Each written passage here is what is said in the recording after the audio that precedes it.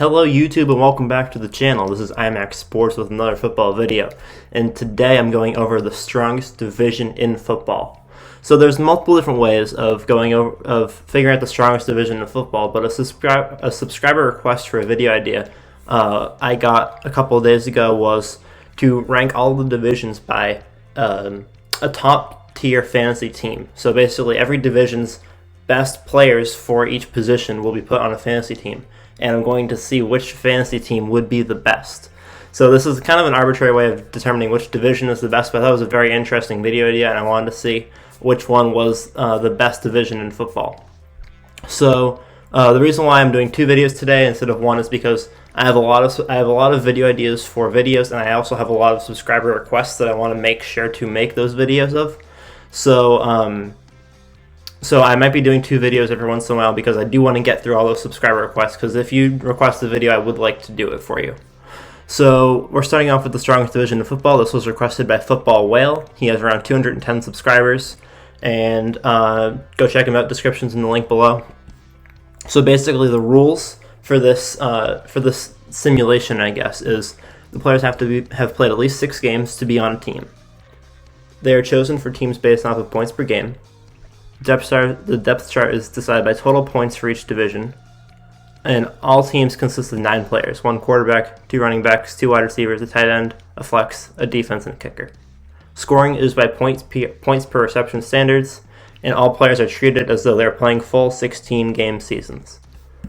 So I determined these rules before I started making the teams because I didn't want any bias on any of the players. So I made these rules before any of the players were put into their positions, and this was the result. So in last place, as anyone could have guessed, is the NFC East. The NFC East total roster is Carson Wentz, Antonio Gibson, Ezekiel Elliott, Amari Cooper, Terry McLaurin, Logan Thomas, CeeDee Lamb, the Giants defense, and Graham Gano. Now that offense will not be a bad offense to have on a team. Amari Cooper, Terry McLaurin, Antonio Gibson, Ezekiel Elliott, those are very good players to have on a team. But if you're looking at the full division, then the NFC East is by far the worst. They average 117 points per game, and a total 1,882 points if every single player played 16 full games. So the NFC East is by far the worst, as we all would have expected based off of their season so far. And there's not really much else to be said there. Carson Wentz was the best quarterback in the division, averaging 16.5 points per game, which is insanely low for a quarterback, especially to be the best in the division. Moving on to the AFC North, they are the second lowest, which was a big surprise to me. Lamar Jackson, Kareem Hunt, Nick Chubb, Tyler Boyd, Chase Claypool, Mark Andrews, Juju Smith-Schuster, the Steelers defense, and Justin Tucker is the full lineup. Kareem Hunt and Nick Chubb, both Browns running backs, are on this team. Kareem Hunt has more points. Nick Chubb has more total points per game. This team is very wide receiver heavy. Their wide receivers are better than their running backs. And in total, they average 125 points per game, which is 8 more than the NFC East. They have a total of 2,007 points, just barely over the 2,000 threshold. Their quarterback being Lamar Jackson, who is above average, or around average, probably a little above average for quarterbacks in the NFL. Kareem Hunt and Nick Chubb are doing fairly well. Tyler Boyd is the best wide receiver in this division.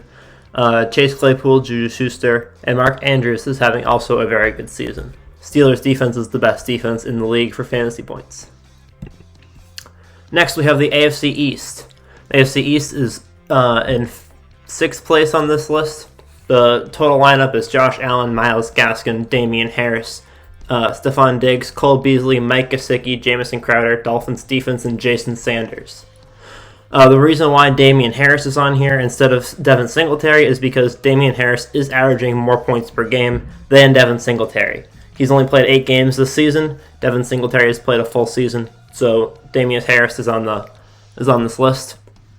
The total points per game for the AFC East division is 126 points per game, just barely above the Steelers, with a total of 11 points on the season, more than the AFC North. So less than a 1 point difference per game between these two divisions, very close. Key factors on this team are Josh Allen and Stephon Diggs and Jason Sanders. Jason Sanders is a top-tier kicker in the league. Stephon Diggs is a top-tier wide receiver, and Josh Allen is one of the top 5 quarterbacks.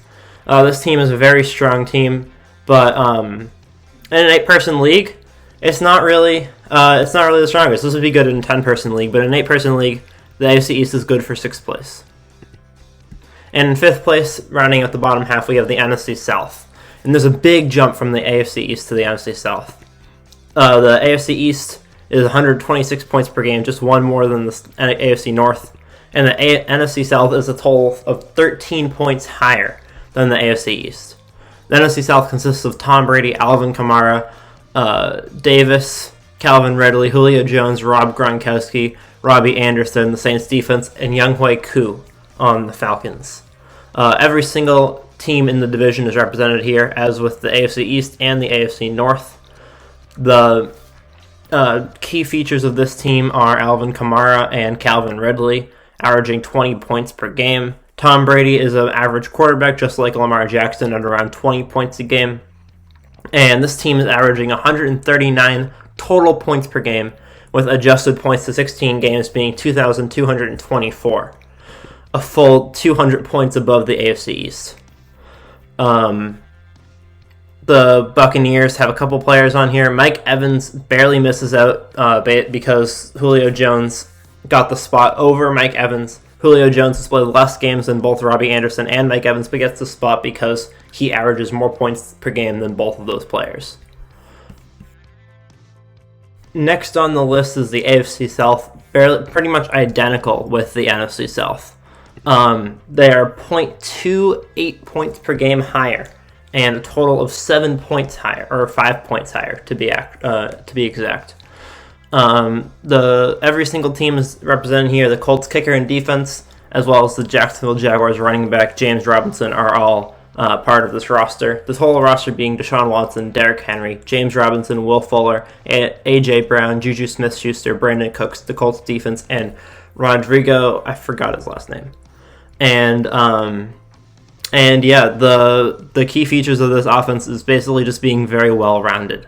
Deshaun Watson, of course, is a top-tier quarterback in the league for fantasy points.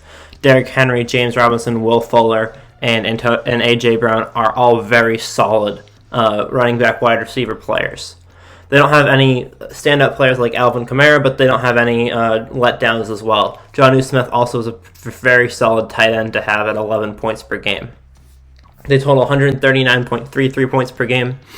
And the AFC South, I thought, was going to be a little bit higher than 4th place after I had done the AFC teams. But as I did the NFC teams, they ended up in 4th place, which I think is pretty fair for them. They have 2 strong playoff contenders. The Texans are a strong offense, and the Jaguars have James Robinson. So I think that overall this is a pretty good spot. The NFC West, who is arguably the best division in football based off of record, is number 3. This team consists of Kyler Murray, Kenyon Drake, Chris Carson, DK Metcalf, DeAndre Hopkins, George Kittle, Tyler Lockett, the Rams defense, and Jason Myers. This team is very heavy on the wide receivers. DK Metcalf, DeAndre Hopkins, and Tyler Lockett are 3 of the top wide receivers in the game. George Kittle is on this list as well, even though he's only played the minimum of 6 games. And Kyler Murray, the top quarterback in the league, at 25.67 points per game. Sorry, he's the second highest. Patrick Mahomes is slightly higher, 0.2 higher. But the NFC West averages 143 points per game, which is just 4 higher than the AFC South. So things are getting very tight now.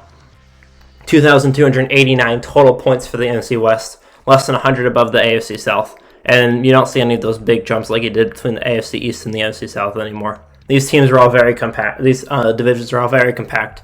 And the NFC West is very strong. 3 Cardinals players, 4 Seahawks, a Rams player, and a 49ers player. This, once again, has every single division accounted for, every single team accounted for in the division. And there's actually only one team in the NFL that does not appear on any of these lists.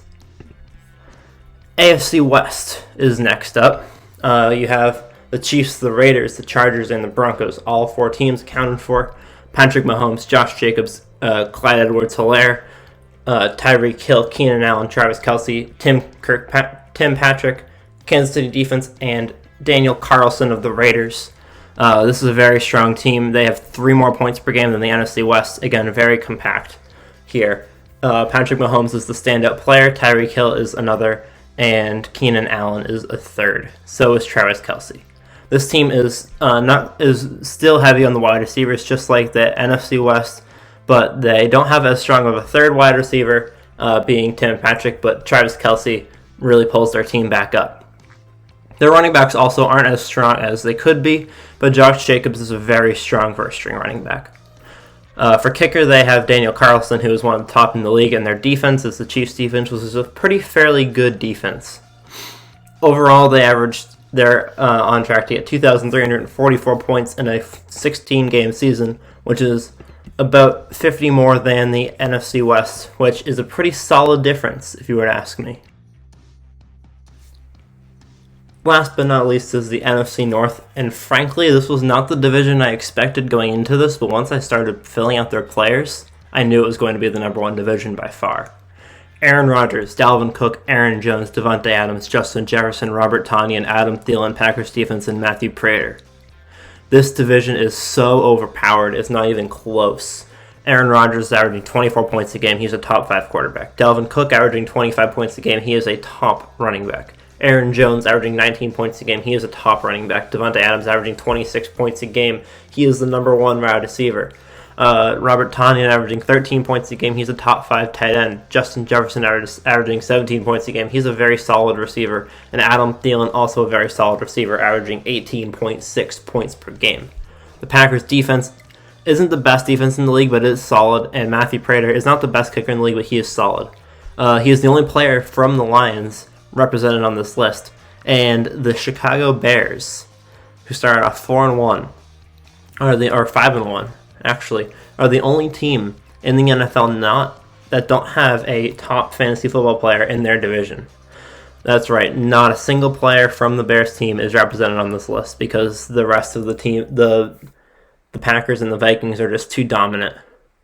Even the Packers defense is better than the Bears defense for fantasy points. And the biggest difference here between the Packers and the NFC North and the rest of the league, you see 157 points per game? That is 11 higher than the AFC West. The difference between the NFC North and number 2 is the same difference between the NFC South and the AFC East. Like, it's the same difference as the AFC. The NFC North is closer to the entirety of the AFC than it is to AFC West.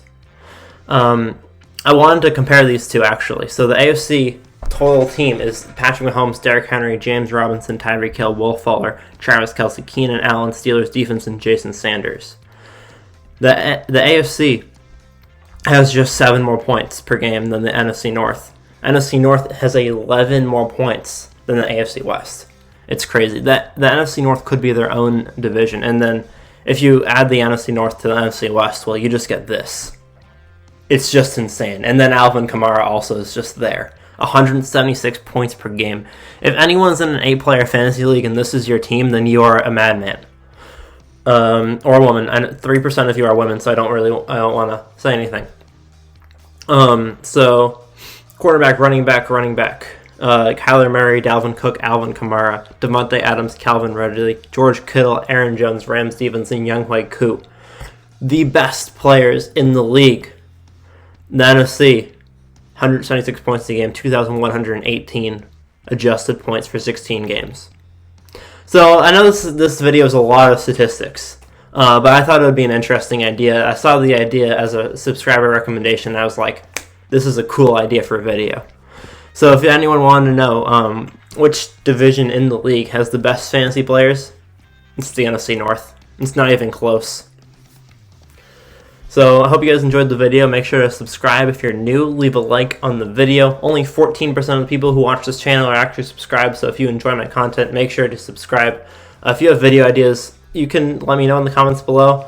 It'll probably be a while before I get to them because I'm already backed up and I have finals next week, so I won't be doing double videos next week.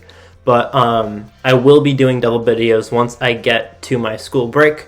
So if you have any video suggestions that you want me to do, I will be getting to them in the 3rd week of December. So, thank you guys all for watching. I hope you guys enjoyed, and make sure to leave a like, subscribe, all that good stuff. I'll see you guys all in the next video. Peace out.